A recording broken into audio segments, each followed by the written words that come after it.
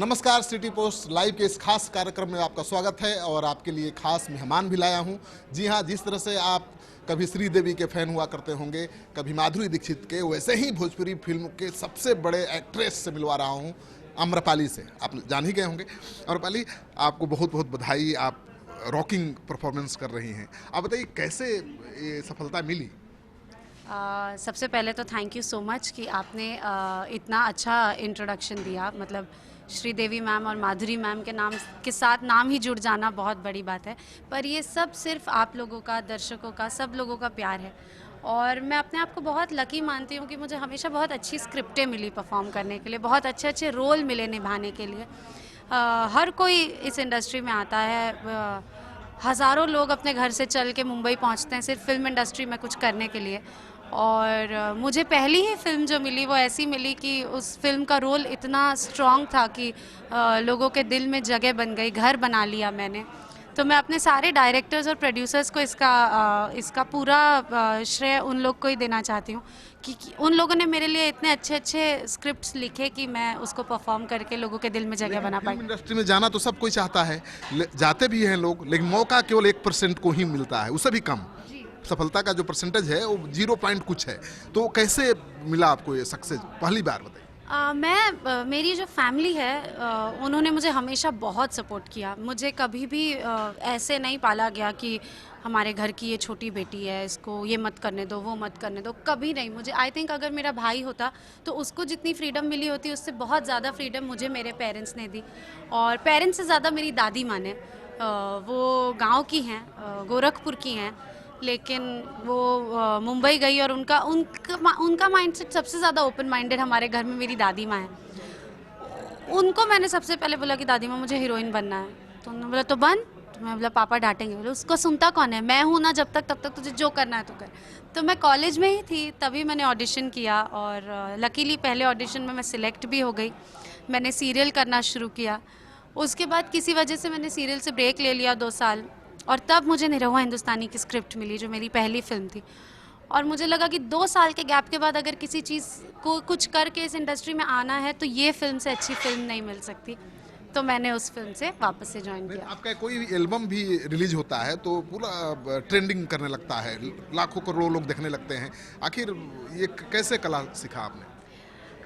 मुझे तो लगता है सच्ची में मेरे में ज़ीरो टैलेंट है। मैं जितना अच्छा सिंगर्स गाते हैं या जितना अच्छा और लोग परफॉर्म करते हैं उसके कंपैरिजन में मैं कुछ भी नहीं कर पाती। लेकिन फिर भी व्यूअरशिप का रीज़न मैं सिर्फ और सिर्फ मेरे ऑडियंस का प्यार समझती हूँ, और कुछ नहीं है। हम लोग बहुत छोटे हैं, अभी बहुत करना है ज़िंदगी में, बहुत सीखना है, हर दिन सीखते रहना है। लेकिन फिर भी कुछ भी करें तो मुझे हमेशा इतना एम्पावरमेंट दे देती है मेरी ऑडियंस। मुझे हमेशा इतना इतना अच्छा फील करा देती है कि मुझे हिम्मत होती है कि मैं फिर कुछ करने की, कुछ नया करने की कोशिश क्या करूँ। आम्रपाली को ये नहीं लगता है कि भोजपुरी फिल्मों का क्रेज अब धीरे धीरे कम हो रहा है और सिनेमा हॉल बंद हो रहे हैं, उस वजह से भी उसका बजट देखिए, इनकम घट रहा है, तो आपको अब शिफ्ट करना चाहिए हिंदी फिल्मों की तरफ? कोशिश कर रही हैं? मैं सिर्फ यही चाहती हूँ कि मैं हमारी भोजपुरी फिल्म इंडस्ट्री को हिंदी फिल्म इंडस्ट्री जितना बड़ा बनाऊँ, ना कि मैं यहाँ से शिफ्ट करूँ।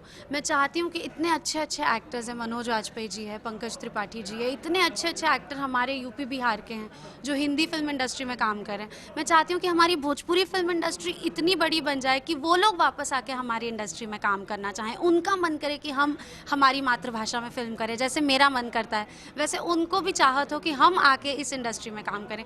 तो मेरा हिंदी में जाने का तो सवाल ही नहीं है, पर भोजपुरी इंडस्ट्री को हिंदी इंडस्ट्री जितना बड़ा बनाने का सवाल ज़रूर है, वो मैं करूँगी। लेकिन क्या चुनौती है, ईमानदारी से बताइएगा, जो भोजपुरी फिल्म इंडस्ट्री को हिंदी फिल्म इंडस्ट्री के मुकाबले खड़ा करने में क्या चुनौती है? सबसे बड़ी और एक ही चुनौती है बस। मुझे पहले लगता था कि सिनेमा हॉल चुनौती है, क्योंकि हम सिंगल स्क्रीन्स पे आते हैं, हमको मल्टीप्लेक्स नहीं मिलता। मुझे पहले ये फील होता था, लेकिन अब मुझे समझ में आया कि माइंडसेट चुनौती है। लोगों का जो माइंडसेट है हमारी इंडस्ट्री के प्रति, और उसमें कहीं ना कहीं हमारे इंडस्ट्री के कुछ लोगों का ही दोष है। और कई सालों तक ऐसी फिल्में बनती रही जो अडल्ट फिल्में थी जो बनती गई। लेकिन अब हम बहुत मेहनत करके कोशिश कर रहे हैं कि हम एक पारिवारिक फिल्म बनाएं, हम यूए सर्टिफाइड फिल्म बनाएं। धीरे धीरे करके हम उस राह पे निकल गए कि लोगों का माइंडसेट चेंज हो, और जैसे उनका माइंडसेट चेंज होगा अपने आप वो भोजपुरी फिल्मों को एक्सेप्ट करेंगे। और एक्सेप्ट करें तो उनके पास ये सुविधा उपलब्ध हो कि अच्छे अच्छे घर की बहू बेटियां सिंगल स्क्रीन थिएटर्स में जाके फिल्म नहीं देख सकती, वहाँ की क्लेanलीनेस की वजह से, वहाँ पे एसी नहीं होता है, पंखा होता है, उन सब चीज़ों की वजह से। तो मैं चाहती हूँ कि हम जितनी कोशिश करें लोगों का माइंडसेट चेंज करने के लिए, उतनी ही कोशिश हमारी गवर्नमेंट भी करे, और हमारी जो यूए सर्टिफाइड फिल्में होती है उनको बाकी राष्ट्रों की तरह मैंडेटरी किया जाए थिएटर्स में, मल्टीप्लेक्स। जो भोजपुरी वासी हैं उनको आप क्या समझाना चाहेंगी? क्यों संकोच करते हैं भोजपुरी बोलने में, क्यों संकोच करते हैं भोजपुरी फिल्म देखने में? उनको लिए कोई संदेश आपका है? मैं खाली यही बोलना चाहूँगी कि पता है, हम जब अमेरिका जाते हैं ना तो हम इंग्लिश बोलने में कतराते नहीं हैं, या हम किसी बड़े ऑफिस में जाते हैं तो हाय हाउ आर यू करने में हमको बिल्कुल शर्म नहीं आती, क्योंकि हमें वो लगता है कि ये क्लास की बात है। इससे बड़ी क्लास की बात क्या हो सकती है कि हम दुनिया के किसी भी कोने में जाके अपनी मातृभाषा में बात करें। इससे ज़्यादा स्टैंडर्ड और इससे ज़्यादा क्लास की बात कहीं नहीं होगी। और हमने कई लोगों को देखा है, मैं अभी एक फ़िल्म की शूटिंग के लिए लंदन गई थी सर, और मैंने लंदन में औरतों को छठ पूजा करते हुए देखा। जीन्स टी शर्ट पहन के वो लोग मार्केट गई हुई थी, सब शॉपिंग करके फ्रूट्स वहाँ जो मिलते हैं वो सब खरीद के लेकर आई, और घर में मतलब जैसे ये हॉल है वैसे हॉल लेके उन लोगों ने एक पॉन्ड बनवाया था नकली, और उसी में वो लोग छठ पूजा कर रही थी। वो लोग वहाँ जाके किसी रिवर पे कर नहीं पाते। और उनमें से कितने लोग थे जिन्होंने फॉरेनर से शादी की थी। फॉरेनर औरतों को मैंने देखा इतना बड़ा सिंदूर लगा के छठ पूजा करते हुए। तो ऐसे भी लोग हैं दुनिया में जो अपनी भाषा को, वहाँ जाके भी अपने कल्चर को, अपनी भाषा को नहीं छोड़ रहे हैं। तो हम तो इसी कल्चर के हैं यार। लोग बिहार से लंदन जाके नहीं छोड़ रहे हैं, तो हम पटना से थोड़ा मुंबई जाके क्यों छोड़े अपनी भाषा। जो भोजपुरी फिल्मों में जाने की इच्छुक लड़कियां हैं उनके लिए आपकी क्या एडवाइस है, क्या सलाह है? क्योंकि आप देख रही हैं अभी चल रहा है मी टू कैंपेन, कई तरह की बातें सामने आ रही हैं, बड़े बड़े स्टार्स फंस रहे हैं इसमें। किस तरह का माहौल है और कैसे बच्चों को बचना चाहिए? मैं खाली यही चीज़ हर लड़की को बोलना चाहूँगी, कोई भी काम अपनी ज़िंदगी में अपने पेरेंट्स के अनुमति के बिना मत करिए। कोई भी काम, क्योंकि आपके माँ बाप आपके लिए कभी गलत सोच ही नहीं सकते हैं। जो आपको पैदा करते हैं, जो आपके लिए हमेशा अच्छी अच्छी कामना करते हैं, वो आपके लिए कभी कुछ गलत सोच ही नहीं सकते। जहाँ भी जाएं अपने साथ अपने किसी एक गार्डियन को साथ में रखिए, हमेशा आपके साथ आपके चाचा मामा जो भी आपके फैमिली से कंफर्टेबल है आपके साथ रहने के लिए, उनको अपने साथ रखिए।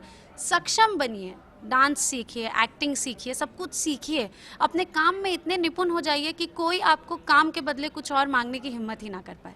यानी सक्षम बनिए, कॉम्प्रोमाइज मत करिए। बिल्कुल मत करिए, कभी मत करिए। जहाँ पे आपने समझौता किया तो आपको ज़िंदगी भर समझौता करना पड़ेगा। कभी समझौता मत करिए। अपने आप पर इतना कॉन्फिडेंस रखिए कि आप जो काम कर रहे हैं वो सही कर रहे हैं, अच्छा कर रहे हैं, तो दुनिया में किसी की हिम्मत नहीं होगी कि। और हाँ, अगर कोई कुछ करे भी तो होगा प्रोड्यूसर डायरेक्टर अपने घर पे, वहीं पे घुमा के एक तमाचा लगाइए। सबसे पहले जो होगा अपने घर पे, आगे जो होगा देखा जाएगा, पर वहीं पे उठा के चप्पल मारिए उसको। मेरा आपके सामने नौबत आई किसी को पीटने की? बहुत कृपा है महादेव जी की कि नहीं आई, क्योंकि मैं तो मारती, इतना मारती ना, नाक मुंह तोड़ देती पक्का। मुझे तो बड़ा गुस्सा आता है सुन के भी। अच्छा बताइए, आपका कौन सा ऐसा गाना है जो सुपर डुपर हिट हुआ, जिससे आपको लगा कि अरे क्या बात? मेरा सबसे पहली फिल्म का सबसे पहला गाना जो मैंने शूट किया था, उसी गाने से मुझे लोगों ने बहुत प्यार दिया, और वो गाना मेरे दिल के बहुत करीब है। मेरी सबसे फेवरेट सिंगर कल्पना जी का गाया हुआ वो गाना है। आई थिंक मैं आज जहाँ पर भी हूँ करियर में, उसमें 50% श्रेय उस गाने को ही जाता है, बिकॉज उस गाने से ही मैं लोगों के दिलों में बस गई। ना तो क्या, कौन सा गाना है जरा बता दीजिए, गुनगुना दीजिए। नई झुलनी के छैया बलम दोपहरिया बिताइला हो, आव बिताइला दोपहरिया बिताइला, आव बिताइला दोपहरिया बिताइला, एह झुलनी के छैया गोरी हम जिनगिया बिताई देब हो। ये गाना।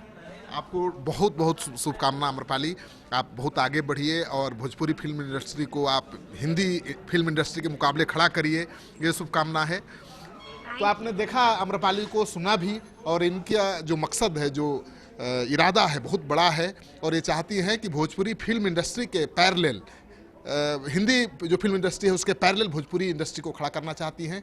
अड़चनें बहुत हैं, बाधाएं भी बहुत हैं, चुनौतियां बड़ी हैं, लेकिन इन्होंने हिम्मत नहीं हारी है। इनका कहना है कि मुकाम हासिल करेंगे।